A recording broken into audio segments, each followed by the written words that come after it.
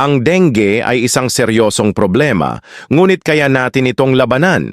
Sa tamang pamamahala, maaari nating mabawasan ang panganib at protektahan ang ating mga sarili. Narito ang DOH recommendation kung paano natin magagamit ang 5S strategy para sa pag-iwas at pagkontrol ng dengue. Una, search and destroy. Ang mga lamok ay dumadami sa stagnant na tubig. Suriin ang inyong bahay para sa mga lalagyan, gulong o anumang lugar kung saan maaaring mag-ipon ng tubig. Itapon ito ng maayos o takpan ng mabuti. Pangalawa, seek early consultation.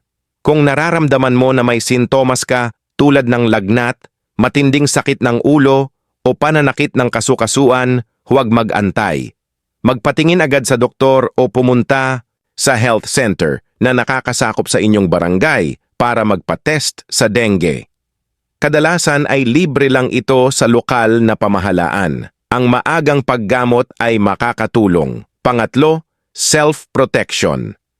Protektahan ang iyong sarili mula sa kagat ng lamok sa pamamagitan ng pagsusuot ng mahahabang manggas, paggamit ng insect repellent at pagtulog sa ilalim ng mosquito net.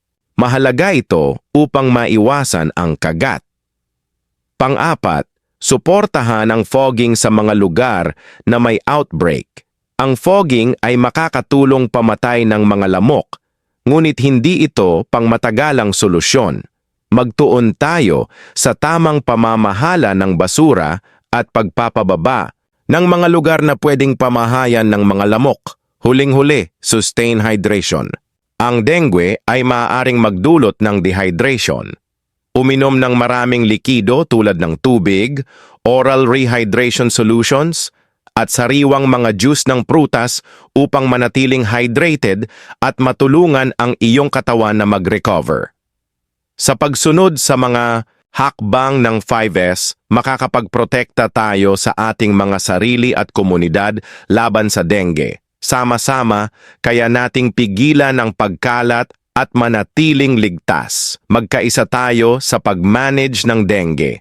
Maging ligtas, maging malusog, mangyaring i-like, i-share at i-follow.